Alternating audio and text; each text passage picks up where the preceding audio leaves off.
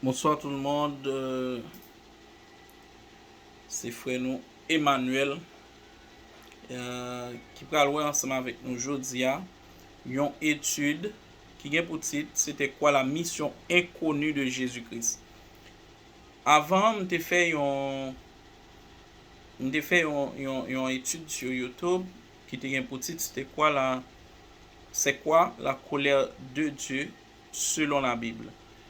Et un peu le monde te remet étude là et alors je voulais continuer et juste pour me continuer et édifier monde qui t'a aimé connaître quelques bagages. Et bien ensemble, je dis à nous voir c'était quoi la mission inconnue de Jésus-Christ. Pourquoi ça me vient avec étude ça? Parce que il y a des choses nous grandis, nous tendez, nous répéter, mais c'est pas vérité. C'est comment on est capable de dire ça, c'est parce que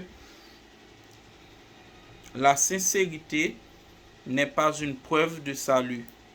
Il y a des gens qui sont sincères, mais ce qu'ils disent n'est pas du tout la vérité. C'est vrai, on peut être sincère. Nous sommes capables de dire un bagage, c'est même gens, un monde dit un bagage. Ça, mon nan dit là pas vrai, mais à force que mon nan dit et tu connais la personne, alors toi, quand tu racontes ça à quelqu'un d'autre, tu es sincère. Mais ce n'est pas du tout la vérité. C'est ce qui arrive avec la Bible, avec nos pasteurs.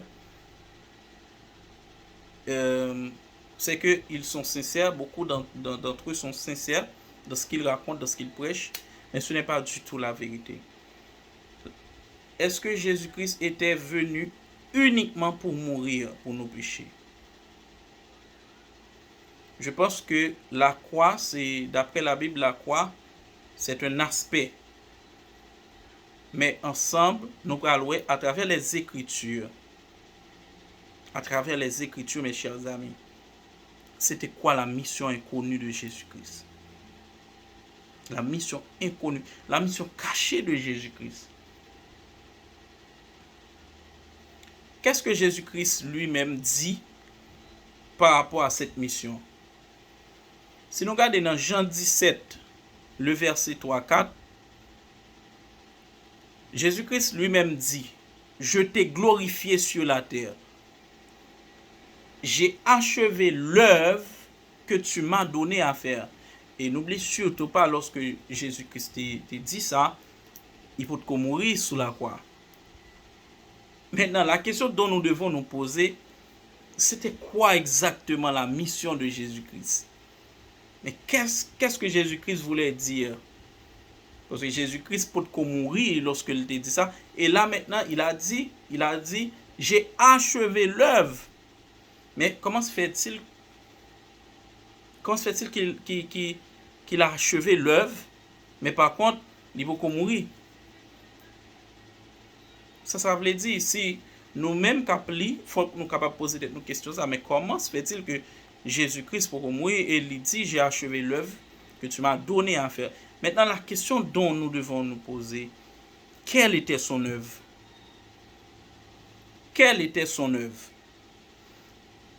Maintenant, avant de répondre à cette question que nous allons chercher qu'on est, alors qu'est-ce qui n'était pas son œuvre? Qu'est-ce qui n'était pas son œuvre?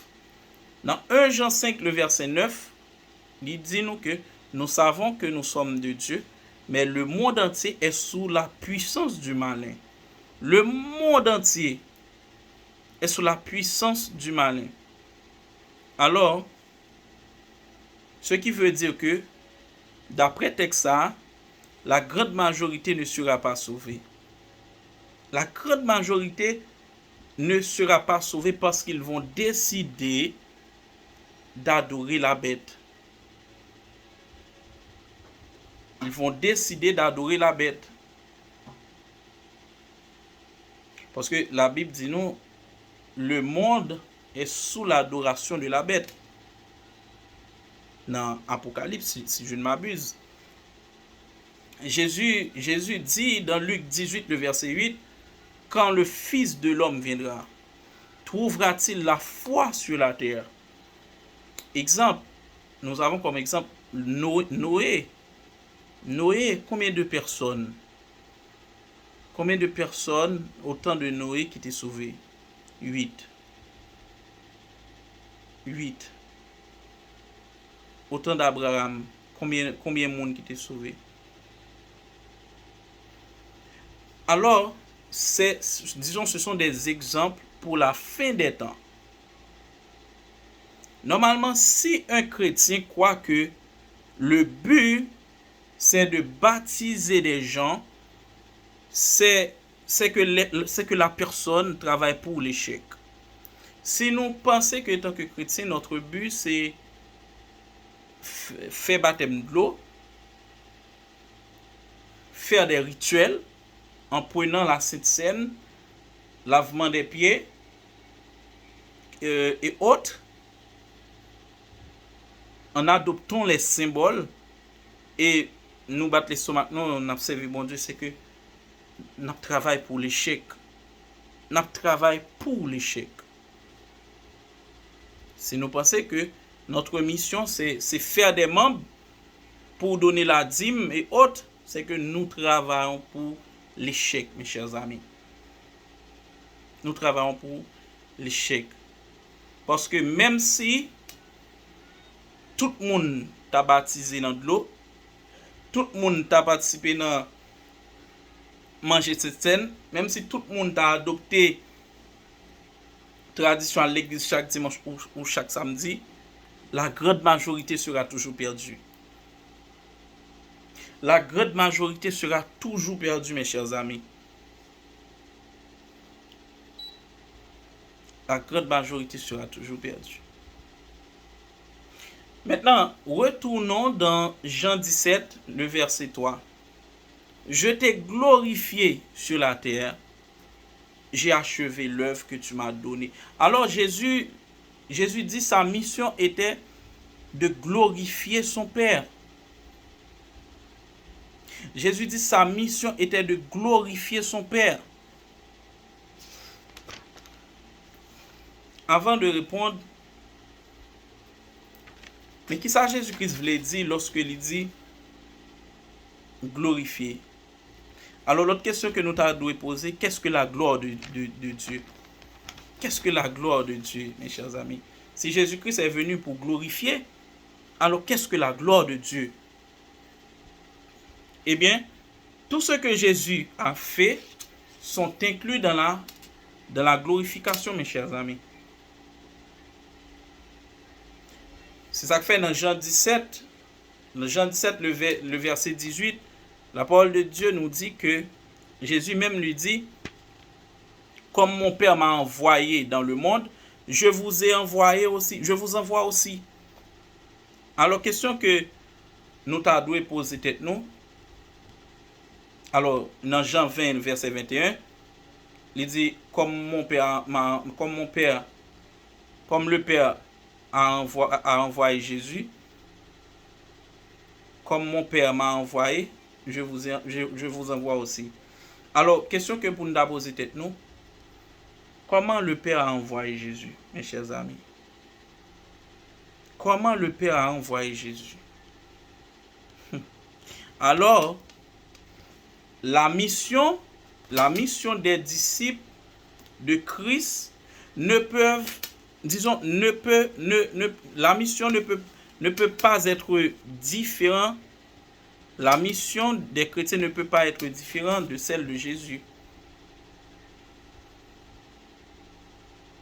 Si mission nous différente de mission de Jésus-Christ, c'est que nous sommes passés à côté. Nous sommes passés à côté, mes chers amis. Maintenant, c'est quoi la gloire de Dieu? C'est quoi la gloire de Dieu, mes chers amis? Nous allons aller dans, parce que la Bible a un propre interprète. Bible a un propre interprète. Sinon, aller dans Exode 33, le verset 18. Exode 33.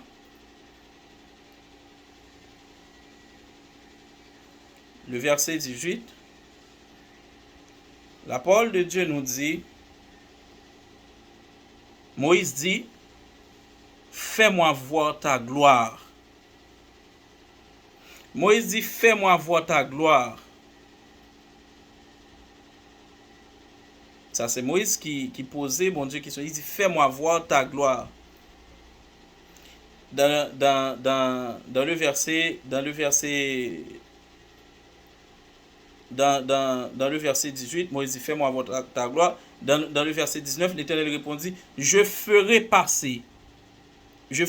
passer devant toi toute ma bonté et je proclamerai devant toi le nom de l'Éternel.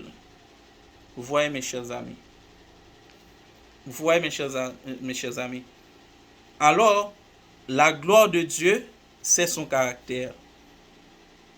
La gloire de Dieu, c'est son caractère. Parce que Moïse dit, mon Dieu, fais-moi gloire. Fais-moi connaître ton nom. Car le nom de Dieu, c'est son caractère. Il dit, fais-moi ton nom. Il dit répond Moïse, je ferai passer devant toi, toute ma bonté. Mes chers amis, la bonté, c'est l'amour en action. Toute ma bonté, c'est là mon nom. Alors, la gloire de Dieu, c'est son caractère, mes chers amis. Mes chers amis. Alors, si nous tourné dans le texte glorifié, n'après que c'est le caractère que Jésus-Christ est venu manifester dans le monde. C'est le caractère que Jésus-Christ est venu manifester dans le monde, mes chers amis. Alors, la mission inconnue de Jésus-Christ,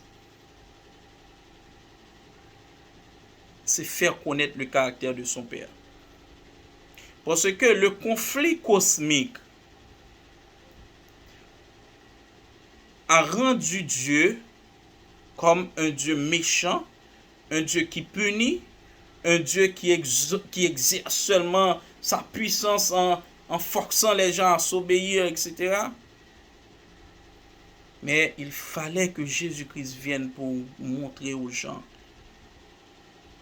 que Dieu est amour. Et Dieu n'a jamais puni quelqu'un. Dieu n'a jamais tué personne. Dieu est amour. Il est saint. N'oublie pas, mes chers amis, que expression idiomatique hébraïque, si vous n'avez pas tenu compte de ça dans la Bible, vous faites pile l'erreur. Dans la Bible, lorsqu'on dit l'Éternel a frappé, l'Éternel a... Ce n'est pas du tout le cas. Ce n'est pas Dieu qui... Si nous allons regarder l'étude, c'est quoi la colère de Dieu, vous allez comprendre. Alors Jésus-Christ a démontré par son caractère la loi de Dieu, c'est une loi d'amour. C'est une loi d'amour, mes chers amis. Alors, notre mission, si on est des chrétiens et que ça n'a pas dit sur bon Dieu, c'est blasphème, par exemple, ah bon Dieu punit un tel, Dieu a tué un tel, oh si mon fils est mort, c'est la volonté de Dieu, si mon fils est malade, c'est la volonté de Dieu, c'est que vous êtes en train de donner raison à l'ennemi. Combien de chrétiens voient Dieu en colère? Combien de personnes disent Dieu peut tout faire? Combien de personnes pensent Dieu peut tout faire? Combien de personnes disent Dieu est au contrôle de tout? Combien de personnes qui pensent que Dieu est les homosexuels? Combien de personnes qui pensent que Dieu remet un monde, remet que on l'autre? Combien? Combien de personnes, mes chers amis? Tout ça à cause du conflit cosmique. Lorsque l'ennemi a accusé Dieu, l'ennemi, il y a eu guerre dans le ciel. Le mot guerre, c'est le mot polémos qui signifie polémique. Le ciel était polarisé, mes chers amis. Le ciel était divisé en deux parties. Il y avait Michael et ses anges. Satan et ses anges combattirent. Disons, ce n'était pas du tout une guerre physique. Si nous laissons la Bible parler, nous allons voir dans Ézéchiel 28, lorsque Dieu parle à l'ennemi, à Satan, Il a dit que tu étais en Éden, le jardin de Dieu. Et dans le texte, il a dit, Satan, par la grandeur de ton commerce, tu as péché. Le mot commerce, c'est pas parce que Satan vendait des fritures ou autre chose dans le ciel. Lorsque quelqu'un t'accuse, c'est un commerce. Lorsque on moun a marché par le mal dans zone où yon côté, je sais pas, etc., dit que un tel c'est tel bagay tel, c'est que cette personne est en train de faire un commerce. C'est ça que fait Paul. Bon Dieu dit, tu ne feras point de commerce sur ton prochain. Maintenant, Dieu est accusé. Et Satan est devenu l'accusateur, mes chers amis. Premier être que Satan a accusé, c'est Dieu. Maintenant, il fallait que Dieu crée la troisième partie pour pouvoir juger ce conflit. C'est la raison pour laquelle que Dieu a créé l'homme. Il a créé l'homme. On nous dit souvent que l'homme a été créé pour la gloire de Dieu. Le mot gloire, c'est le mot doxa, D-O-X-A. Ce mot signifie jugement, opinion, point de vue, détermination si une personne est bonne ou mauvaise. Alors, mes chers amis, l'homme a été créé pour donner leur point de vue à propos du caractère de Dieu. Vous voyez, un grand privilège. Nous sommes des juges, mes chers amis. Nous sommes des juges pour juger ce grand conflit. Et c'est là que jugement est venu fait dans le jardin. Nous allons voir ça dans une autre étude. Côté l'homme pral gen le choix pour choisir son arbre. Mes chers amis, combien de chrétiens accusent Dieu comme l'ennemi?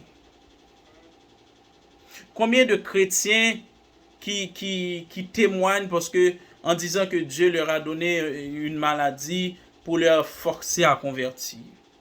Combien, mes chers amis? Combien de personnes parce que Dieu leur a donné une maladie ou des difficultés pour leur convertir? Combien, mes chers amis? La vie éternelle, mes chers amis, c'est qu'ils te connaissent. Toi, le seul vrai Dieu. Alors, ça qui va le sauver, nous, c'est pas du tout bonne marche, nous. Mais c'est connaître Dieu dans son caractère. Est-ce que Dieu est bon ou mauvais? Et tant que juge, tu dois connaître la loi de Dieu, c'est une loi d'amour. Et Jésus-Christ est venu comme le premier témoin pour pouvoir restituer cette fonction. Nous sommes des juges et notre mission étant que juge, c'est de glorifier Dieu comme Jésus. Parce que Jésus dit, comme mon Père m'a envoyé, je vous envoie aussi. Mais comment son Père l'a envoyé? Pour le glorifier. La croix, c'est un aspect, ça fait partie. C'est comme la croix, c'est comme une signature. Ok, Dieu a terminé et il a signé. C'est la croix. Vous vous souvenez que lorsque le voleur qui était à droite de Jésus, vous vous souvenez ce qu'il a dit? Il a dit à Jésus, tu n'as rien fait de mal. Tu n'as rien fait de mal. Et Jésus a répondu, je dis à même, on n'a pas à dire avec moi. Ouais, ça que sauve la connaissance, le voleur a la connaissance que Jésus est bon. Jésus n'est pas mauvais. Jésus est amour. Il n'a rien fait. Alors, ce qui nous sauve, c'est la connaissance sur Dieu. Connaître Dieu dans son caractère. Si une personne nous dit, que Dieu tue les gens, on va répondre à quel moment que Jésus-Christ a tué quelqu'un. Si on dit nous que Jésus-Christ a puni, et Dieu a puni Dieu punit les gens, à quel moment Jésus-Christ a puni quelqu'un? Jamais. D'ailleurs, le mot punir, lorsque Moïse, dans Exode 34, Moïse dit, l'Éternel riche en bonté, compatissant dans la colère, qui pardonne tout, qui punit l'iniquité jusqu'à la 3e, la 4e génération. Ça, c'est une fausse traduction parce que le mot punir, c'est le mot pakad. Ici, c'est le mot qui est là, c'est pakad, et ce mot signifie visiter, prendre soin. Et si nous t'avons regardé bien, parce que Moïse t'a dit, mon Dieu, fais-moi voir ta gloire. Et Dieu a répondu à Moïse, je ferai passer toute ma bonté devant toi. Mais s'il fait bonté passer devant Moïse, pas quoi que bon Dieu peut le montrer, Moïse li punit Timoun jusqu'à la 3e à la 4e génération, il pas en bonté. Alors le mot qui est là, à travers mes recherches, moi je viens joindre que le mot qui est là c'est pakad, et ce mot signifie visiter, prendre soin. C'est la raison pour laquelle Jésus-Christ visitait les pécheurs. Et Jésus-Christ continue à visiter les pécheurs jusqu'à aujourd'hui. Il visite les pécheurs. Si Dieu tue les gens, mes chers amis, ferons-nous confiance à ce Dieu-là? Même si nous t'a sauvé, si bon Dieu qu'on tué, un bon Dieu de fureur, qui qu'on en colère, Jean veut montrer dans la religion, ferons-nous confiance à ce Dieu-là, mes chers amis? Et si Dieu crée le mal, c'est qu'il n'y a aucune distinction entre le bien et le mal. Le mal serait une bénédiction déguisée. Ça n'a pas de sens. Alors, nous-mêmes qui chrétiens, notre mission première, c'est de glorifier Dieu, glorifier Jésus. Arrête de dire n'importe quoi. Arrête de dire Dieu nous a donné des épreuves. Nous allons voir qui ça qui est épreuve d'après la Bible. Est-ce que c'est Dieu qui donne les épreuves ou Dieu permet les épreuves? Nous allons voir tout ça, mes chers amis.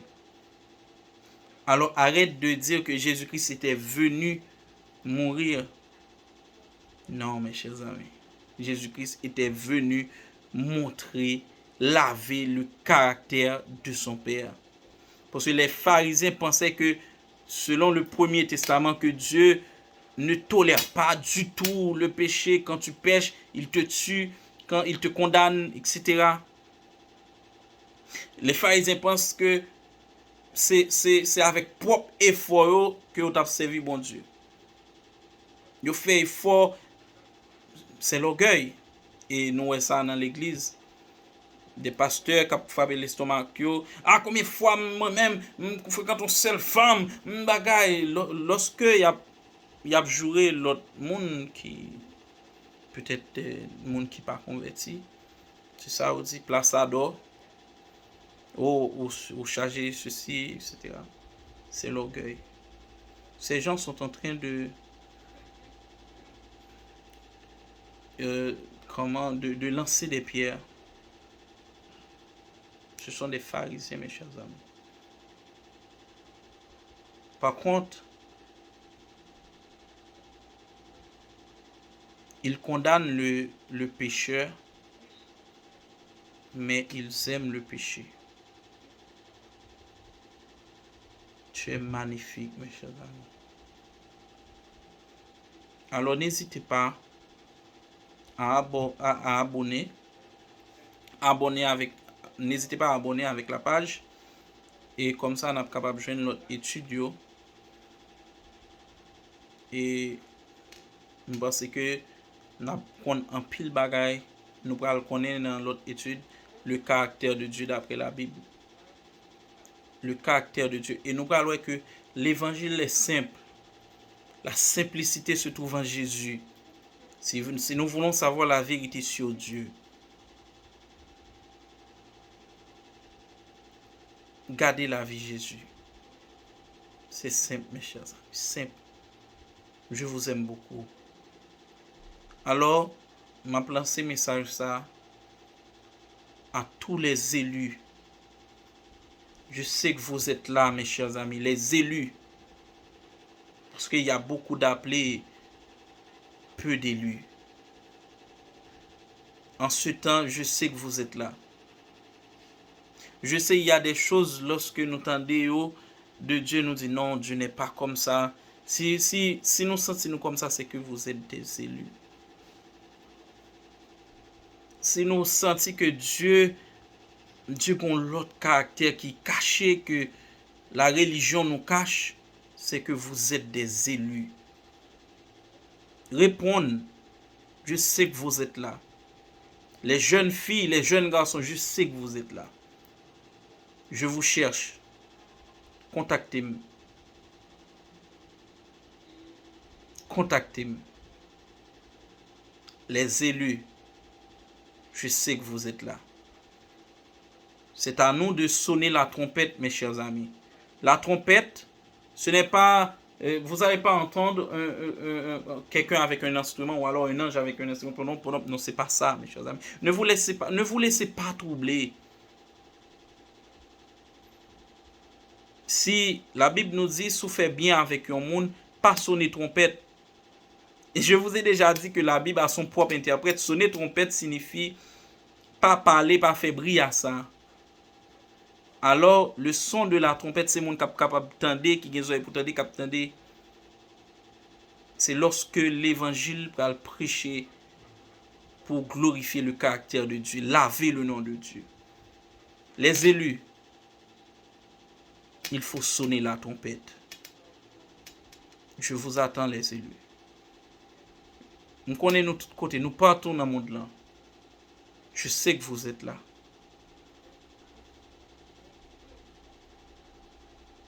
Je vous aime beaucoup dans le Seigneur. Merci.